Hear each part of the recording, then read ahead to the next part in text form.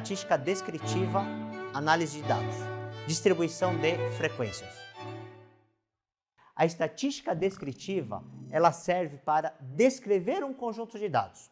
Essa descrição pode ser da população ou pode ser de uma amostra. Mas como que a gente de fato consegue fazer essa descrição do conjunto de dados?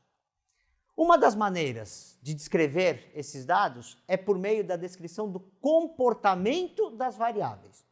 Em particular, descrevendo a ocorrência das possíveis realizações dos estados. Para tentar exemplificar isso para vocês, eu vou trazer um exemplo na próxima tabela.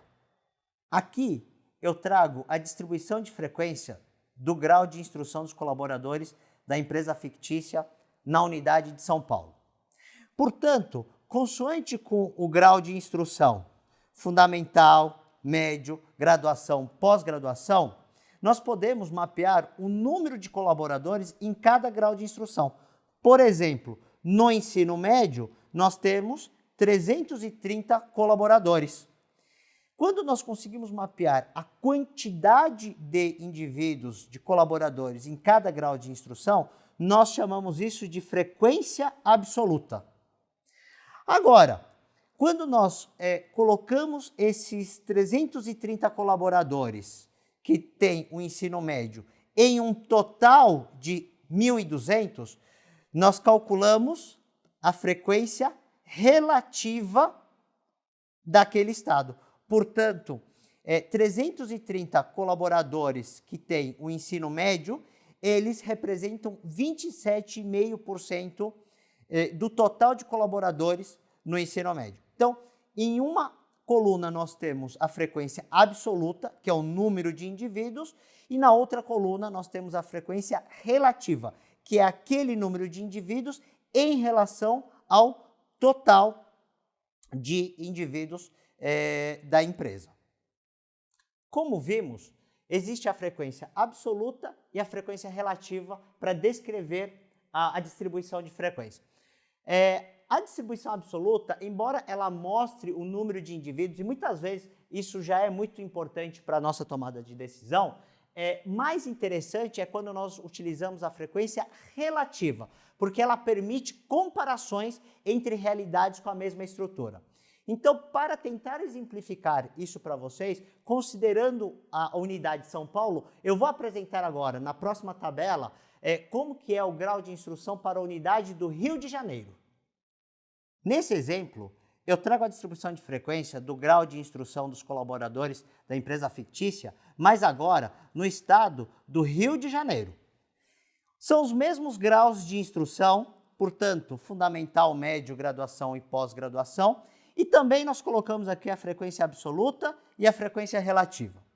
Mas percebam que agora o número de indivíduos total no Rio de Janeiro é diferente do número de indivíduos total em São Paulo. E o número de indivíduos com ensino médio no Rio de Janeiro também é diferente do número de indivíduos com ensino médio em São Paulo. E aí, se a gente comparar diretamente o número de indivíduos, portanto, a frequência absoluta, 160 com 330, a gente não consegue de fato comparar as duas estruturas, porque o número de colaboradores no Rio de Janeiro é menor do que em São Paulo. E nesse caso, faz mais sentido nós compararmos a frequência relativa. Então, em estruturas parecidas, nós podemos, como foi aqui o grau de instrução, nós podemos utilizar a frequência relativa para fazer esse tipo de comparação e aí sim tomar a nossa decisão. Então, como é que a distribuição de frequência consegue nos ajudar na tomada de decisão? Acompanhem este exemplo. Suponha que na unidade de São Paulo o presidente da empresa queira aumentar a capacitação formal dos seus colaboradores. A partir daqueles dados disponibilizados na tabela, quais recomendações você forneceria ao presidente? Eu quero mostrar para vocês nesse exemplo que uma parte é justamente nós conseguimos consolidar em tabelas. Então, colocar lá a distribuição das frequências em tabelas. Frequência absoluta, frequência relativa. E a partir disso, a gente consegue tomar decisões gerenciais. Então, exemplo, do que nós poderíamos recomendar ao presidente da empresa. Então como nós temos colaboradores com ensino fundamental e nós queremos passá-los para ensino médio, nós podemos adotar aqui na nossa empresa, por exemplo, flexibilidade de horário. Nós podemos adotar um programa de incentivo àquelas pessoas que queiram fazer. Se nós estamos pensando, por exemplo, na graduação, tentar aumentar a formação dos nossos colaboradores para uma pós-graduação, nós poderemos pensar, por exemplo, em cursos que são oferecidos in company, dentro da nossa empresa.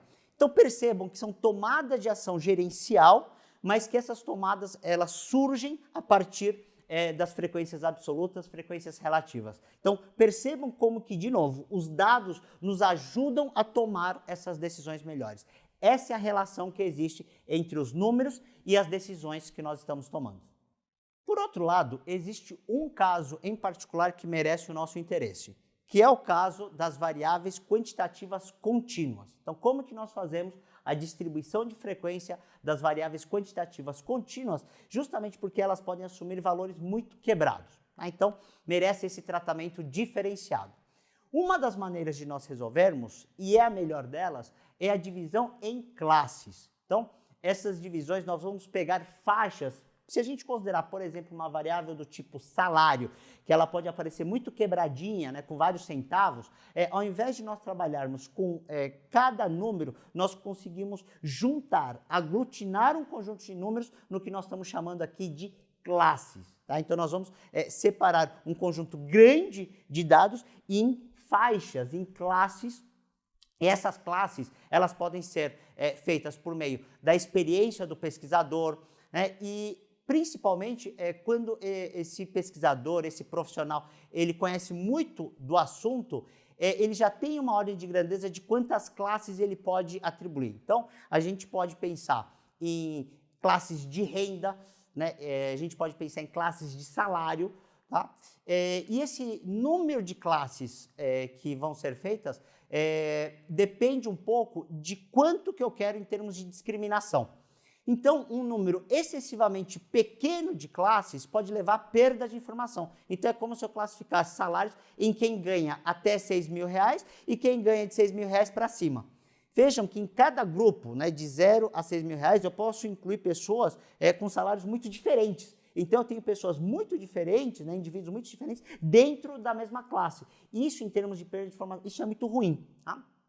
E um número também excessivamente grande de classes leva à discriminação em excesso, no seguinte sentido: se eu vou colocar os salários todos não mais em 5 classes, mas eu vou colocar em 500 classes, ou seja, fica tão discriminado que eu também não consigo consolidar, aglutinar a ponto de tomar algum tipo de decisão. Para mostrar para vocês um exemplo de como que a gente pode criar classes a partir de uma variável contínua, quantitativa contínua, eu vou trazer mais uma tabela para a nossa análise. Então, no mesmo exemplo de distribuição de frequência de salário dos colaboradores da empresa em São Paulo, eu trago agora os salários. Então, os salários, eu dividi aqui em 5 classes de salários.